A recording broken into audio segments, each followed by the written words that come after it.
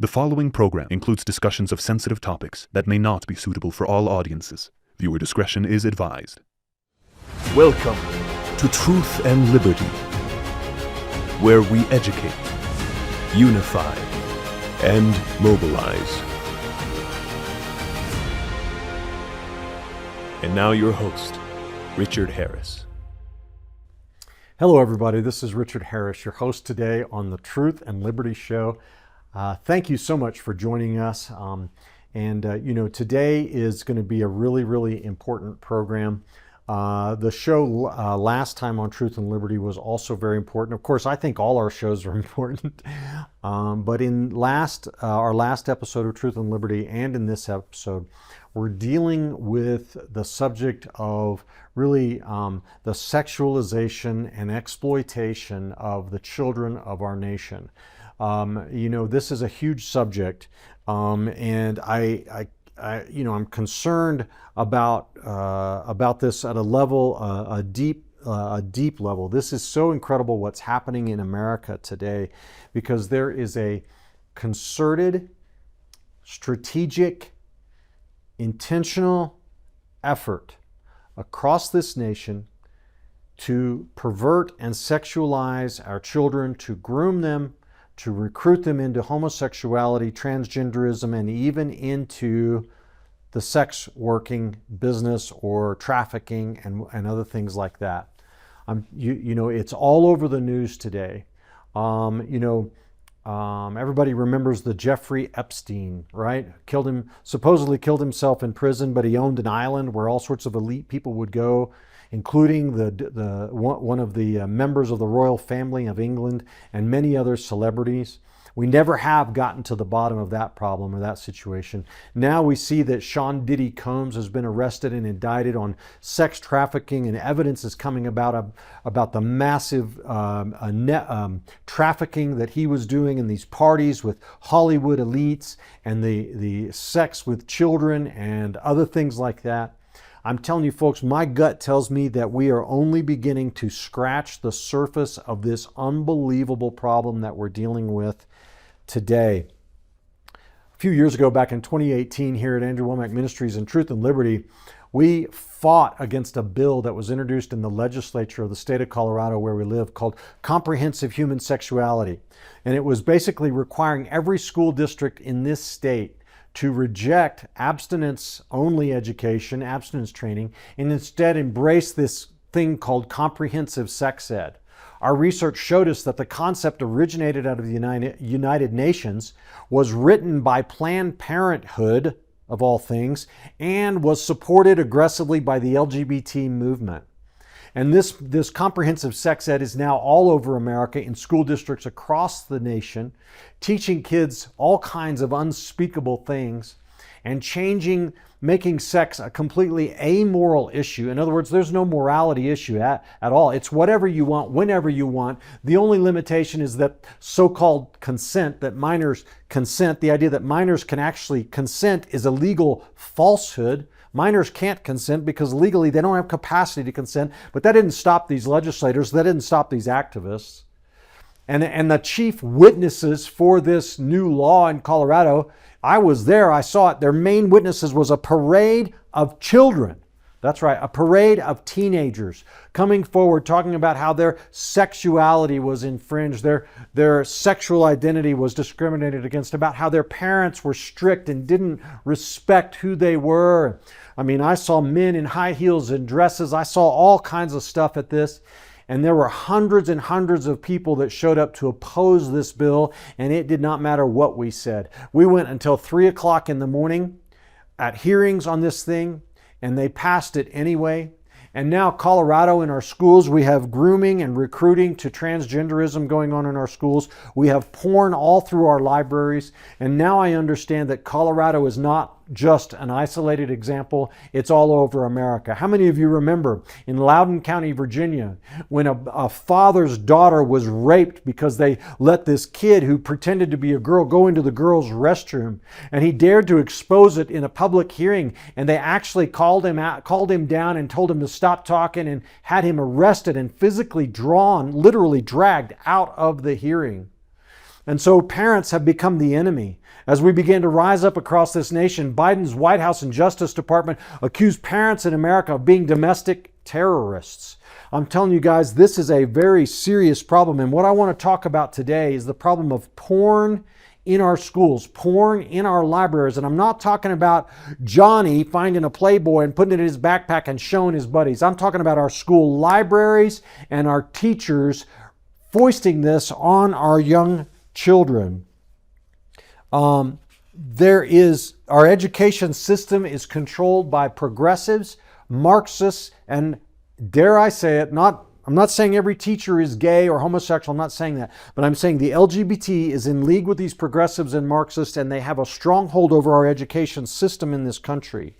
And the statistics on pornography in America are alarming and shocking. It is a very serious and growing problem that we have in this country. I'm trying to find some notes on this so I can share it with you. Rasmussen poll showed that 69% of Americans oppose sexually explicit material being furnished in schools. So if 69% of Americans are against it, who is causing this to happen? Who is opposing the efforts to remove these materials? And so is this stuff that's actually, they want to make believe that this is protected by the First Amendment, that this is just a child's right to access to information. They want to say that we're discriminating against political ideas. This is all nonsense. We're talking about graphic material. Here at Truth and Liberty, we checked out the library of our local public schools, and we found 158 books containing a range of sexually explicit material and inappropriate content, from what might be considered relatively mild up to what is undoubtedly gross and vulgar and profane and indecent. And we're talking about explicit descriptions of sexual acts and other kinds of activity. Now, it shouldn't be a surprise that these books also contain other problematic material, including advocating for drug use and alcohol use amongst underage kids, disrespect of teachers, parents, and authority figures, disrespect for religious belief and especially and in particularly Christianity, foul language and profanity throughout these things. And so these books are really bad stuff. They don't belong in our schools, and we've got to stand up and fight against this. And the problem we've got is that our laws are outdated, because most laws that are designed to protect our kids on child pornography and other things like that, pornography is narrowly defined as visual depictions of explicit conduct. But what the left and the LGBT have done is they've put it into story format, and it's written. It's not pictures, although some of these books have illustrations and so forth. And so they're circumventing these anti-child porn laws. But we do have a lot of hope, because parents all over America are rising up, and they are challenging these books, and they are being removed from our libraries. And so here at Truth and Liberty, I just want to encourage everybody who's watching today. This may not be your favorite subject. I'm not on here talking about Democrat versus Republican and vote for Trump or vote for Kamala. I'm not, doing this kind of thing, but I'm going to bring you solid information. I'm going to bring you actionable information. And I just want to invite you, it doesn't matter to stick with me throughout this program and listen to this broadcast and ask yourself, what can I do to help fight for the kids of this nation? 80 to 85% of the children of this nation are educated in our public schools. That means 40 hours a week. They're in these secular, humanistic, now sexually explicit and immoral indoctrination laboratories. Brothers and sisters, you think, oh, it's okay because my kid goes to youth group. We go to church, once, twice, maybe every Sunday, maybe once or twice a month. It's okay. We're a Christian family. And I'm telling you that you have no idea how severe this problem is and how pervasive this material is. It's online, it's in our schools, it's everywhere. Christian parents, Christian grandparents, Christian aunts, Christian uncles, Christians need to stand up and start fighting back to protect the youth of this nation, because what's happening is irreversible harm to these kids, and the sexualization of our children and the perversion of our culture, the damage from what's happening is going to be it's going to be extensive and far-reaching. We can't even really predict how bad it's going to be. I want to share with you today that our culture as a whole has been sexualized. You know, it's become taboo in America to condemn any form of sexual activity. Right? It used to be, oh, we're living together, and you know, it's kind of, oh, you're not supposed. That's okay now. But you know, it's gone far more beyond just asking us to accept premarital sex.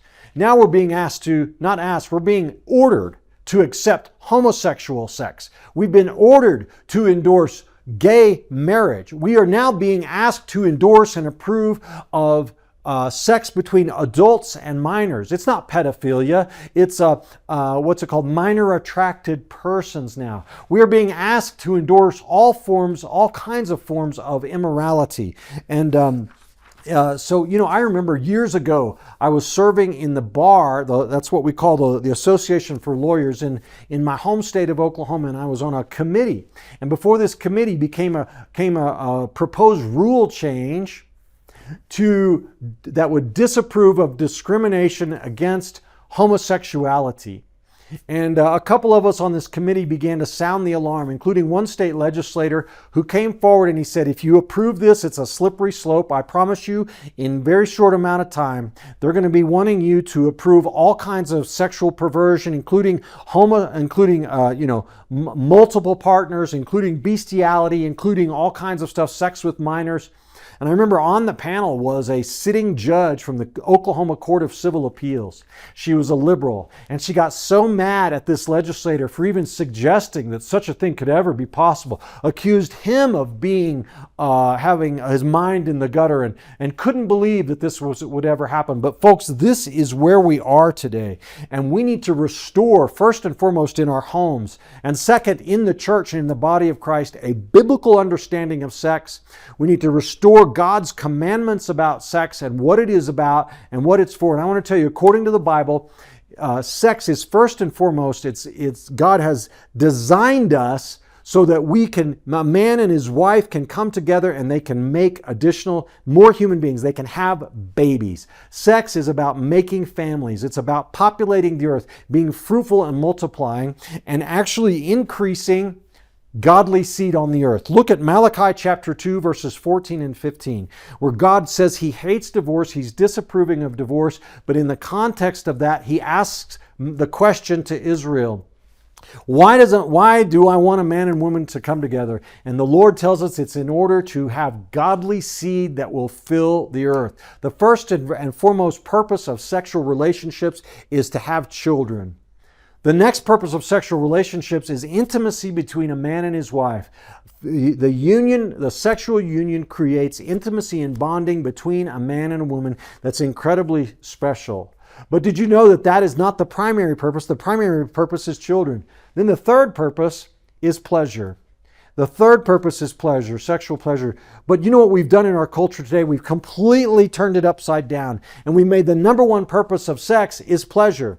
The other two purposes of sex have become secondary, especially the having kids part. In fact, having kids is no longer viewed in our culture as a purpose of sex at all. It's considered a burden of sex, a risk of sex, something that must be eliminated through contraception. And God forbid, if you do get pregnant, we have to abort that child because that'll interfere with our lifestyle. That'll become a financial burden for the woman and all these other sorts of things because men chucked their responsibility a long time ago.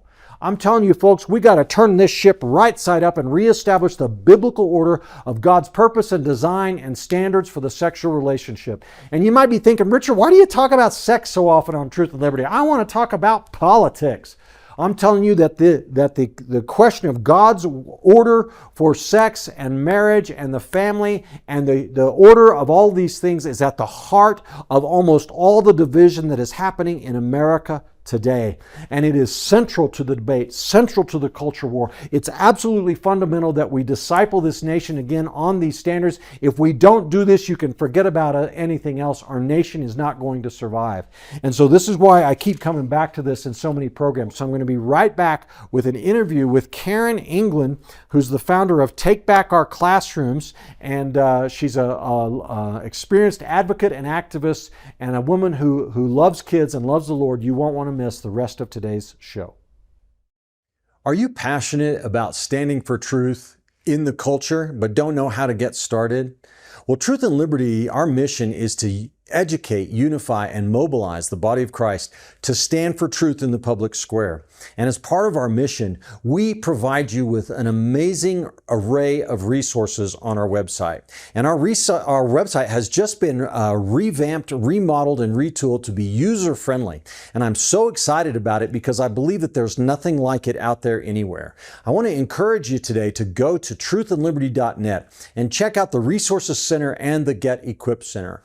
On our Resources Center, you will find hundreds of links, hundreds of videos, articles, blogs, even America's original founding documents can be found on Truth and Liberty's Resources Center. It's searchable by topic, preset topic, or you can put in a custom search to find exactly what you need and what you're interested in. In the Get Equipped section, we link you to tools created by our strategic partners, including Pray, Vote, and Engage tools. We culture impact teams, civic action teams, biblical citizenship in modern America, biblical worldview training, and more. So go today to truthandliberty.net and find what you need to get equipped to stand for truth in the public square.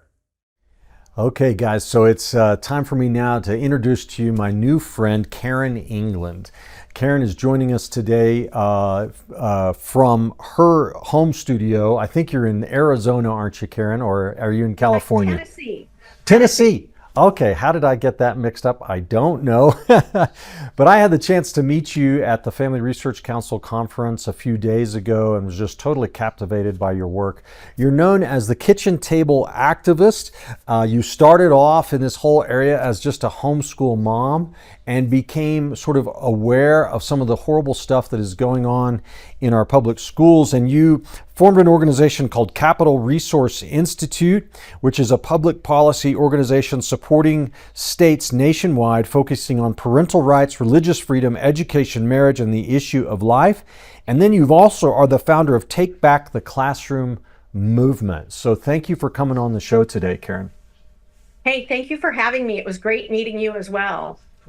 Well, Karen, I'd like to focus our conversation today on this. It's unbelievable to me, and I think it is to you too, but it's unbelievable that we even have to talk about that this even exists.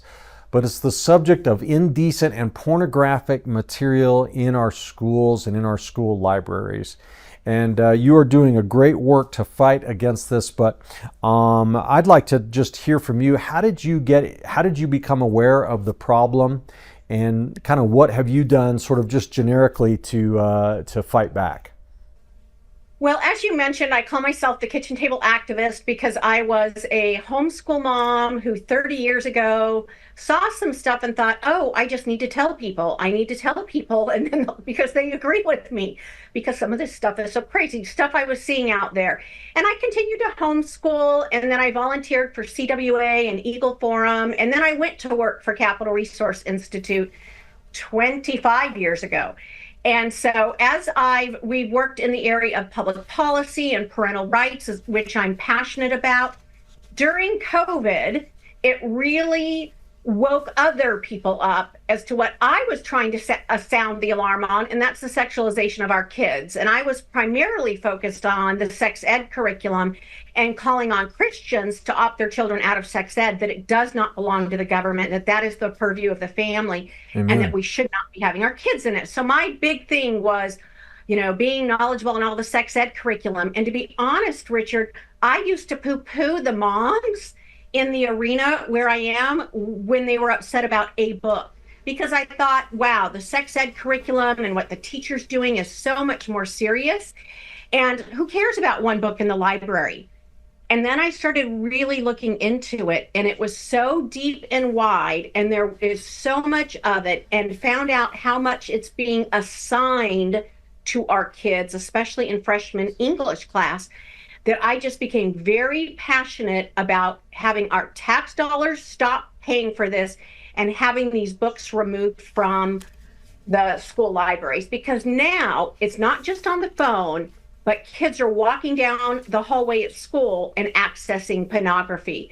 And they're doing it not knowing they're accessing pornography, especially our girls, which are becoming increasingly addicted to it. So they're picking up titles that they have no idea are going to be pornographic, and then they're reading them. Wow. And Karen, in 2018, here in our home office, we're in Colorado, but in 2018, there was a bill introduced in the state legislature here called Comprehensive Human Sexuality Education. And basically, the state of Colorado, we fought tooth and nail. I'll never forget that experience when we were actually at the Democrat-controlled legislature attending hearings that lasted from 6 in the evening till 3 in the morning. Hundreds of people turned out. And it did not matter what we said. It didn't matter any. The mind was already made up. They were going to adopt this. And this thing came out of the United Nations, and the LGBT activists and Planned Parenthood all combined and basically scrapped all abstinence education, and we are teaching kids in our schools graphic how-to sex techniques. We're teaching kids that there's no difference no matter what the sexual activity is. Everything is valid. It doesn't matter as long as there's so-called consent, even though under the law a minor can't consent. It's a legal nullity. But as long as there's consent, it's okay. And that abortion is an acceptable pregnancy outcome. And all we care about is consent and safety. Everything else is okay. And so our kids are being just aggressively sexualized in our public schools. And you're right, the whole problem of porn in the libraries, I wasn't even aware of until after that. And so, I would rather not focus on these things. I'd rather have shows about other subjects, honestly. But this is so incredibly important that I feel like we just have to do something. How bad is the problem out there? How widespread is this? Well, it's really widespread, but let me stop. I want to throw out my Colorado credentials first. And so Okay. in 2018, I actually, Debbie Chavez, so I'm aware of what went on in 2018 because Good it for was him. modeled after California's AB 329, the comprehensive sex ed. So I'm very familiar with what they do and how they sell it, and then what it becomes when it's in the classroom. And then I also want to say I was born and raised in Boulder, so I am still watching, well, I've started rewatching Colorado football games on Saturdays now that we have Prime. So anyway, wanted to get my Colorado credentials out there. But it is so deep and wide. I mentioned I live in Tennessee now. Our home office is California. My local school district here in Tennessee, red county, red state, even though we have a law that supposedly is supposed to get the porn out of our schools, our school district is one of the worst, and it's worse than several in the state of California. So it really doesn't matter whether you're in a red or a blue state, which is why we have put up on our website, takebacktheclassroom.com, we have, when you see the little different, I believe we have 30 states up there right now, with more states going up, but we have it either red or blue. And we're showing you that it doesn't matter which state you're in. The progressives have come in through the side door of the classroom and taken over in this arena. And it is so deep and wide. Like I said, I used to poo-poo until I found out how deep and wide this stuff was. And it's everywhere. It's Alabama. It's Colorado. It's conservative school districts in Colorado. It's, our kids actually went to Challenger there in Colorado Springs. It's there. It's everywhere. And so it doesn't matter where you are, your kids are not safe from this. And they're also not safe from being assigned many of these books, from The Bluest Eye, Speak, Looking for Alaska. Those are commonly assigned in ninth grade English class as mandatory reading. Mandatory reading, so parents aren't consulted. And I bet most parents probably have no idea that their kids are reading this kind of material. Karen, how are the one time I was sitting in a conference room meeting with a superintendent of public schools, and this issue sort of came up, and he said that, well, the gay novels that are in the school, they're just love stories. And it seems so innocuous, but is that accurate? I mean, these are much more graphic than just a romance novel. That's what he called them, gay romance novels. Okay, well, we can talk about that separately, but no, the books I'm talking about are what, and you and I discussed this, what the Pico case, the Supreme Court considers pervasively vulgar. And I would say we use the terminology pornographic because everybody sort of understands what that word is. But by that, I mean pervasively vulgar, meaning it's not a one-off, it's throughout the book. And so for the most part, there's a lot of these books, the books I just mentioned, The Bluest Eye, which is heterosexual, graphic, incestuous rape scenes, very graphic, and have nothing to do with homosexuality.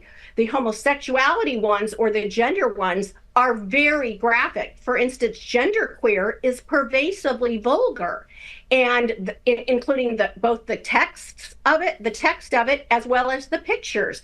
And so, no, it's not just some innocent romance. As a matter of fact, there's very little romance in any of these, gay or heterosexual. It's very sexual, just like you mentioned with the sex ed, as long as it's consent. This idea, and this starts with sex ed. Now, sex ed, they almost don't cover the things that they used to cover when you and I were growing up.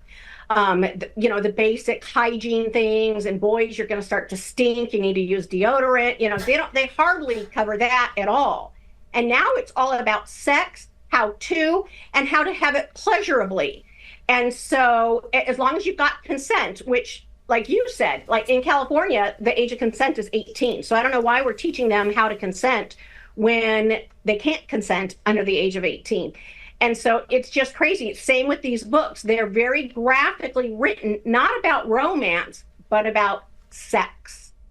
Yeah, absolutely. So I was reading a Newsweek article preparing for our interview today, Karen, and I'm sorry I didn't make a note of this, but it was asking the question. The headline of the article was, "Should these books be in our schools?" And then you begin reading. Here's a paragraph from it. This describes the top 10 books that parents are seeking to remove from school, according to this article's research. And I just want to give a little bit of warning here. We just flashed up a warning, but parents, adults, if you have children that are in earshot here or viewing range or whatever, now they won't not going to see anything bad right now, but this is pretty mature content, and you might want to take a minute to pause the video and let them out of the room. But here's what this article described these 10 books. It said, "This book is gay," that's a title, "provides a how-to guide to find strangers for sex on gay sex apps. Out of Darkness," another title, "contains a rape. Later Gator" contains discussions of oral sex. "All Boys Aren't Blue" contains underage incest. I think you might have mentioned one of those. "It's Perfectly Normal," another one, contains drawings of children, masturbating. "Lawn Boy" contains a passage about a 10-year-old boys performing on each other. "Jack of Hearts" talks about a condom covered in Crank details a meth-fueled rape. "Lucky" also details a rape. And "A Court of Mist and Fury," Tame by Comparison, contains an extremely explicit sexual passage. This is just a sampling. It's really not even the worst of the worst. Am I right? Yes, and it's interesting. So I want to take a few of those because this book is my first experience here in Clarksville, Tennessee, was seeking, and we were successful eventually in getting that book removed. Clarksville, Tennessee. This Book is Gay is probably one of the worst. It's very, very graphic, but it's also, it talks about the Grindr app, which is an app for gay hookups. It talks to them about how to go online and get partners. It is very, very anti people of faith. implies that Jonathan and David were gay lovers. It talks about how you can go on and argue with those Christians that oppose this. It has chapter after chapter that is just very, very descriptive of things. And so it's one of the worst. And that's a book that we challenged here. And I have to tell you, I was denied. I was denied my challenge because I don't have a child at the school. And you know who denied my challenge? It was a Christian principal that was at my church. So that created a whole nother brouhaha because he denied it, even though he had the authority to remove it himself, whether I challenged it or not. So we ended up getting another parent to challenge it and we got it removed. But that book is in a lot of school districts. And so you mentioned, and it's funny, I have a court of mist and fury, and I didn't know you were going to bring up that article. But this book and then Traffic is by this, I think you mentioned Crank and then another one by Ellen Hopkins. And I want your viewers to see this author, Ellen Hopkins, and this author, Sarah J. Maas. I have not found a school district, I've not found one in the country, any junior high or high school district that does not have several of their books. These are the most commonly ones found in school districts. And I think it's interesting that they both are considered New York Times bestsellers, but I'm just going to read from A Court of Mist and Fury, and then you tell me what librarian for 14-year-olds just thought this review was good. This is praise. Passionate, violent, sexy, and daring. Hits the spot for fans of dark, lush, sexy fantasy. Fast-paced and explosively action-packed. Who thought that was good to put in our schools for 14-year-olds? Yeah, amazing. Well, so Karen, let's talk about sort of a bigger picture here, cultural, political perspective, if you will. It seems to me that this is not just a coincidental slipping of standards here or there, but there's something much more coordinated and much more sinister happening to our nation, and the schools are ground zero for that. Can you comment on that? Yes, absolutely. And I'm so glad you brought this up. So for the last several years, I know people are waking up to it, but I've been just trying to sound the alarm that our kids, this is not waiting until they get to college. Everyone has started to kind of focus on the colleges and what's going on with anti-Semitism and the activism all of a sudden. But when George Floyd, that whole situation happened, our kids were out in the high school right away. And it's because the junior highs and high schools and elementary schools have been creating activists for quite some time now.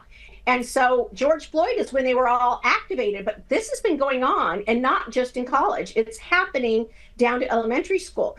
But I would really argue that the sexualization, I believe pornography, the erotica, the sexualization, Satan is using the gift God gives us of sexuality, sex, gender, which is a gift, and it is from God. And Satan perverts it in ways, again, that we're now buying it with our tax dollars and sending our kids to school and down the hallway.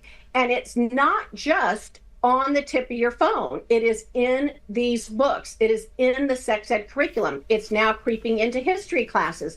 And I firmly believe, and this is why I'm passionate about the next kind of decade. My husband and I are going through a book called Decades.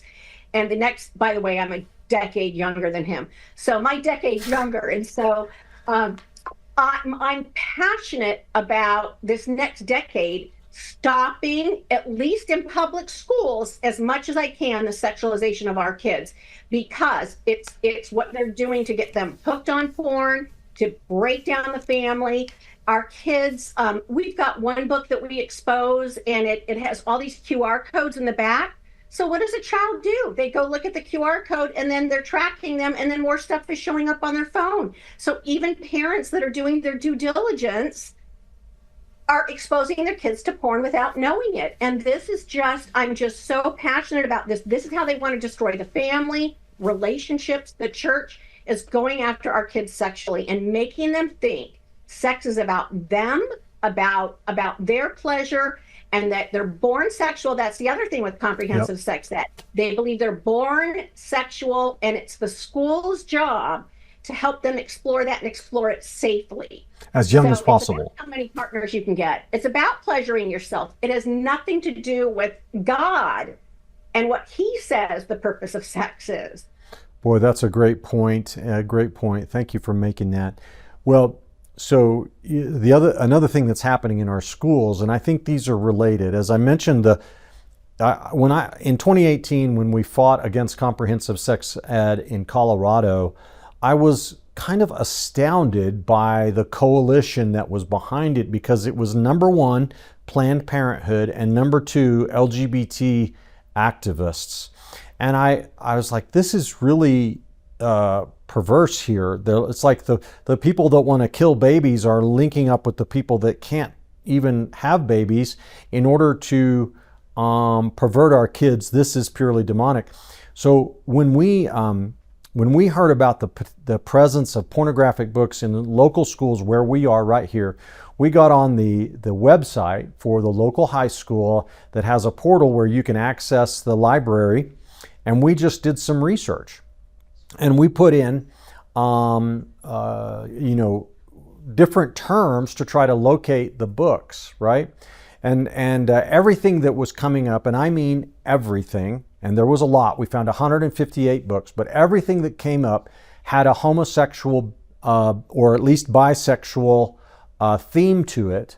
So I thought, well, I don't want to be accused of any bias here. I wonder, where are the regular teen sex books if it's just sex that's the issue?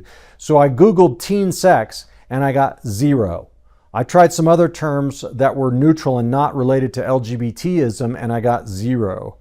If you combine that with the other thing that's happening in our schools now, which is the grooming and recruiting of kids into LGBT and transgenderism, and we've had guests on our show that talk about this in detail. A good friend of our ministry is Erin Lee, who leads an organization fighting it. Her own child was deceptively brought into transgenderism by the public school where she lives in Colorado. So I'm not making this stuff up.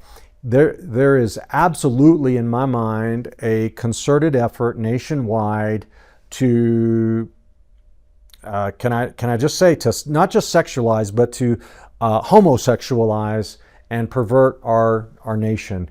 And people might think I'm a crazy right-wing fundamentalist Bible, beating person, but whatever, I don't care. It's the truth. Well, and I will say you are so right. And part of why Planned Parenthood is so involved in this, even though they are all for killing the babies and for people not having babies, it's because they do a lot with puberty blockers now, and it's become the big money maker for them. And they're trying to loop in this idea that kids have confidentiality with abortion and that kind of thing. They have that right. And they're now, for instance, in California, expanding that to include puberty blockers. And so different laws in different states that have given children the so-called right to confidentiality, like in California, they've expanded that to puberty blockers. And so that's why Planned Parenthood has been so aligned with the LGBTQ activists in doing this with the puberty blockers. But I have to tell you, and it was just recently, we're allied with Alliance Defending Freedom, and I know they're doing a case in Jeffco with two students that were sent on overnight trips and rooming with somebody of the opposite biological sex. And that's because Colorado, whether you have a law that says to do it or not, they were doing this in Tennessee, in Nevada, red states and blue states. The left has come in and they have told the schools that under Title IX, this is what this means. To be non-discriminatory, it means you need to let the boy who says he's a girl access all the girls' facilities. And that's what's happening all over. The other thing, and you talked about this, and maybe the gal, the story that you were telling is about this. They are socially transitioning our kids and keeping that information from the parents. So your kid can go into school. They will do a shadow record. They will let your child say, oh, I want to be called a different pronoun, a different name. They have a shadow record. And we're finding that states all over the country, there's over 500 schools that are hiding that from parents the gender plan that they have for the minor child. And again, they think it's their job to intercede to help that child because we might oppose them, and parents are the problem, not the culture and the LGBTQ activists. But Right. parents need to know, Colorado, red states, blue states, most schools will transition your child without you knowing and have a secret transition plan, and they're doing it. And most schools have a policy that allows them to allow boys into the girls' restroom. So unless you have a policy that specifically says no, you need to assume they are doing it. Well, Karen, thank you for that information. There's so much for us to cover, but back on the subject of the books in the schools, and the idea that this is a concerted effort. The schools used to look to, if I'm right, you correct me if I'm wrong, but didn't they used to look to the American Library Association for guidance on what books would be age appropriate and suitable for their libraries? What's happened with the American Library Association? Well, yeah, the American Library Association is no longer our friend. And I remember growing up, I think my mom was a volunteer librarian, just like she was a volunteer school nurse. I remember in Boulder, there were certain days in high school I couldn't skip because my mom was working at the school. I wasn't a believer then. I just wanted everyone to know. So now they're official librarians, and the majority of them follow the American Library Association guidelines. And the guidelines, if you go look in their own writings, I'm not, this is not hyperbole, their own writings will say they believe that kids, all students, should have access to all things. There should be no age limits and no boundaries around what anyone visiting a library in the public school or the public library, no boundaries on what they should be able to access. And so the American Library Association, those books that you named, they are, they get stamps of approval. Librarians are encouraged to purchase them. Anything at this point that the American Library Association advocates for, I know right away that I'm opposed to it. I mean, that's how bad it's gotten. They are no longer our friend. They really believe in sexualizing our kids and homosexualizing our kids. And you mentioned one of the books, All Boys Aren't Blue. Not only is that book graphic, sex, rape, and it's about some Black kids, but it's when you go through it, and unfortunately I have to go through these books, it leaves you sick to your stomach the way it excuses and justifies the abuse on the child. And so if you've done any sort of trauma counseling or gone through any sexual trauma stuff, this book sends the absolute wrong message to young Black boys and girls, and so it just excuses it. And you can see some, if you go to our Kitchen Table Activist Instagram, we have some different books that we're reading, and we've got Senator John Kennedy reading from All Boys Aren't Blue, but that's a really common one that is in the schools. But again, this is desensitizing our kids. It's exposing them to stuff they have no business being exposed to. And I'll share with you, I'm recently on doing this tour in California with Pastor Jack Hibbs. And we were at a church, and I talked about the books. And at the intermission, a young gal came up to me in high school, and she said, "Thank you for being here. I'm addicted to porn, and I just realized it three weeks ago. And it started with a book." She said, and I didn't realize it. And now I'm trying to alert my friends. And she's like, "I didn't think the book would have this." And then it did. And then I caught myself reading all of this. So it's happening. I've met so many girls in this last year addicted to porn from reading. Yeah. And Karen, there's so much to say. I want to make sure that we talk about the resources that you have available, because you guys are doing an amazing thing where you're actually highlighting the portions of these books that are sexually explicit or that are age inappropriate, and you're creating PDFs and files that people can go to, and it gives them the ability to contest these in our schools. Can you talk about that, and how do you help parents fight back? Yeah, well, thank you for that, because that is really, I think this was God-given idea. And I've had somebody ask me, this is such a big project. What were you thinking? And I sat down with one of our volunteers and I said, I wasn't. God said, do it, that this is the way to get them removed. And I said, okay, and however long it takes. So what we do is we have a database and we take the books in the school district. So the biggest thing is most of your viewers believe it's not in my school district or it's not really that bad.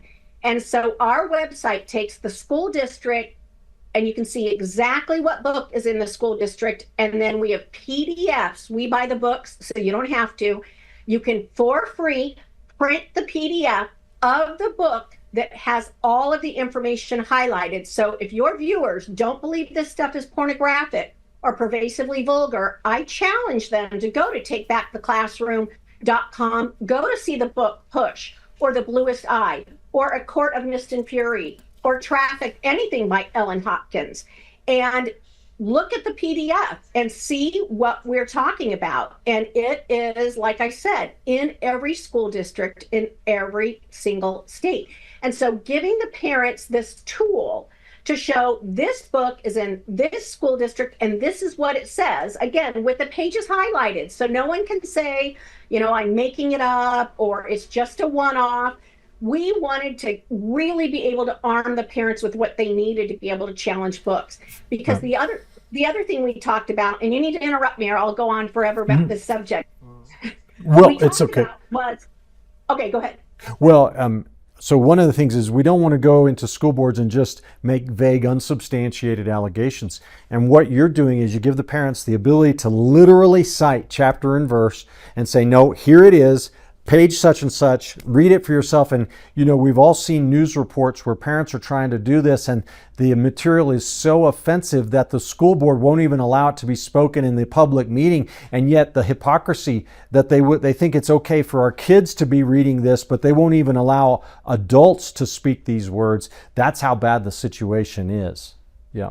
And when they do that, I've been stopped, and on our Instagram, you can see me. It was here in Clarksville, Tennessee, reading the book Push. And I said, you know, instead of getting upset at me for reading the book Push, you need to be upset and find out who paid tax dollars to put this book in the schools. Like, don't be mad at me. I'm trying to clean it up. So stop telling me not to read and start telling your teachers to stop and librarians to stop buying this material. And the thing I wanted to mention is that every school district in the country, every parent has the ability, because of a U.S. Supreme Court case, to ask to have books removed from your public school library. So there was the PICO case, and you're an attorney, which I realized, and so you understand. So that's kind of the law when it comes to this, and it was very specific to books in the library. And it said that school boards and school administrators are responsible, and that you can remove pervasively vulgar or educationally unsuitable books. And so we've recently, and soon we'll have it on our website, but we'll have sample challenges. So I just wrote challenges for 27 books for a group of parents in California. And I know that the superintendent said to one of the school board members, I don't know who wrote those, but I think every book's going to be removed because they were really well written. And I said, well, I'm not an attorney, play one at work. I'm glad they were well written. But we're going to put those samples up there, because if you attach the PDF of all of the pervasively vulgar material, even in genderqueer, you can't deny. I mean, it makes it really hard to say, oh, this book is great, let's keep it. And so that's why we really worked hard on this website to give parents, we don't want them just running in there and spouting off. Come up with a strategy, attend one of our webinars. I go into different cities, and I can come into your school, into your parent group meeting and help you organize, or do a Zoom call with your parents. And if your school district isn't listed on our website, it just means we haven't been able to get to it yet, and you can volunteer and help us get that information up there. So what's the website again, Karen? Takebacktheclassroom.com. Takebacktheclassroom.com. And I've looked at your site. It's really well done. It's really easy. You can find your state, click on an icon, and then come up with a list of school districts. Go there and you'll find out what books are in there. And then you've also got You've got a model resolution or policy that school boards can adopt. And tell us about that, would you?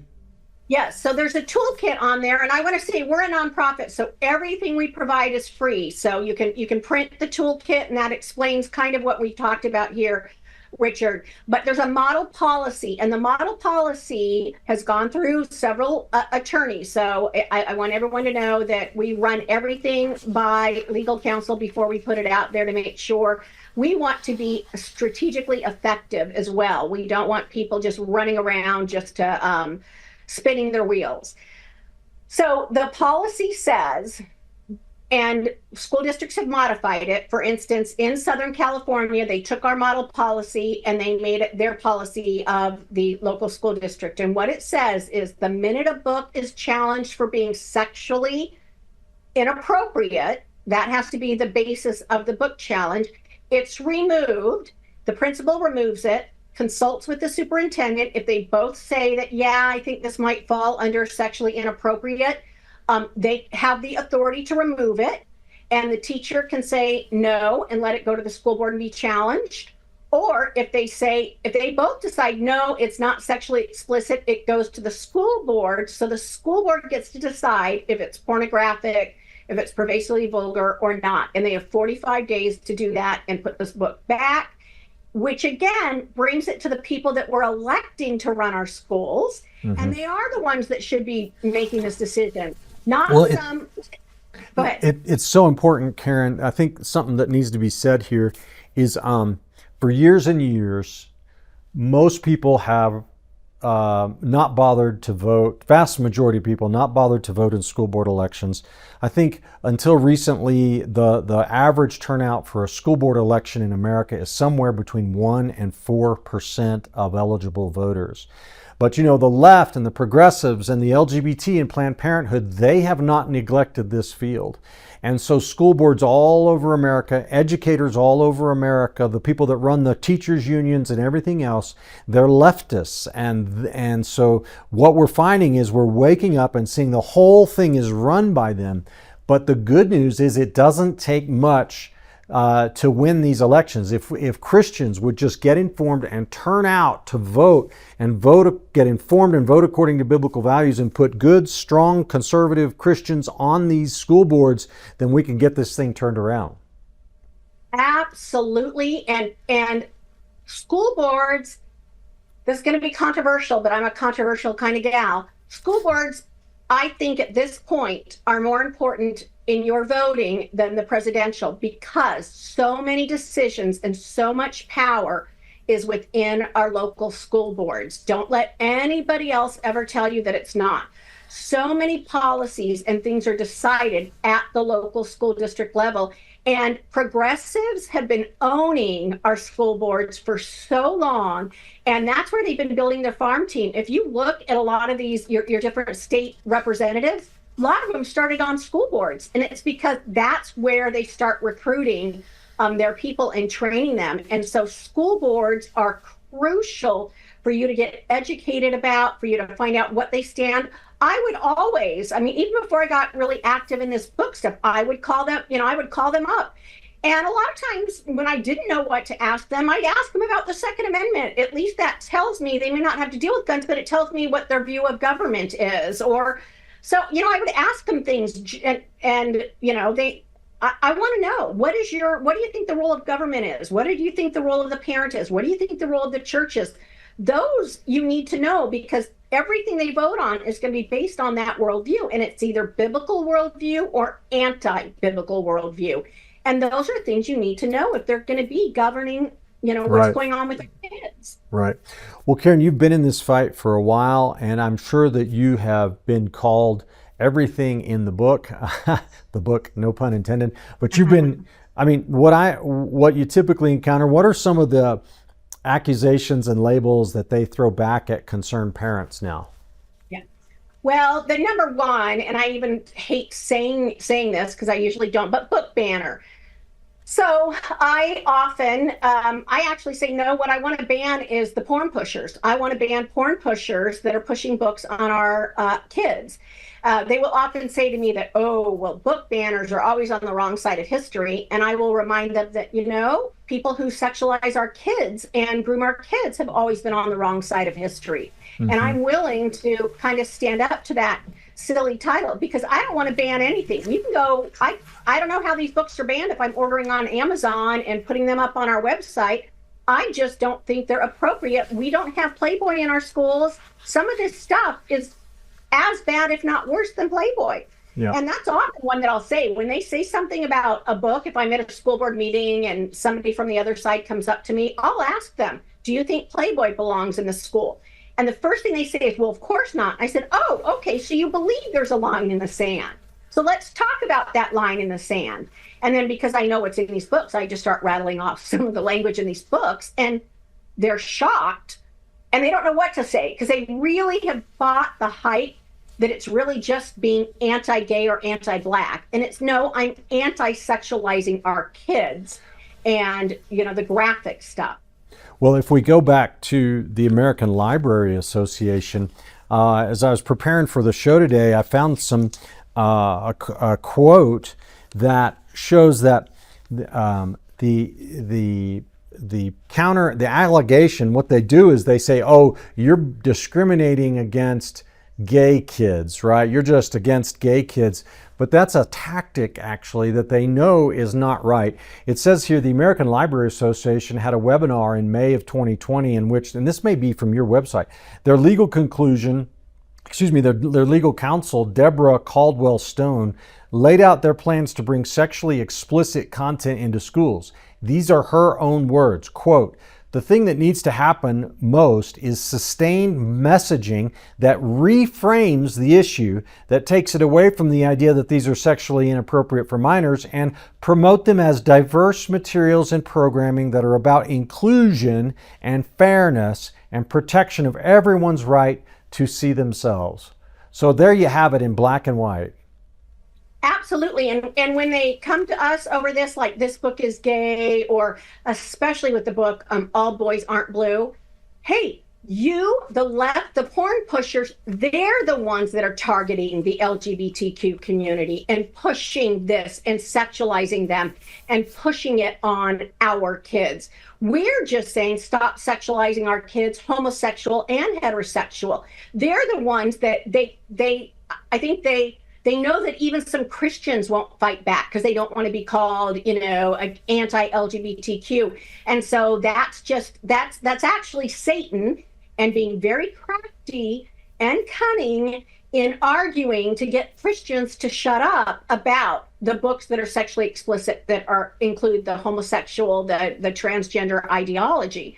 And again, the American Library Association spinning it so that we get defensive. No. I want to own the fact that, no, that book doesn't belong there at all. And it's not my fault the progressives are writing about graphic sex scenes with two boys. That's on them, not me. Right. I want to protect those kids. So we're down to less than a minute now. I want to encourage everybody to go again to Take Back Our Classroom? TakeBackTheClassroom.com. TakeBackTheClassroom.com. Check out Karen's resources that she has spent so much time developing, model policies, the toolkit.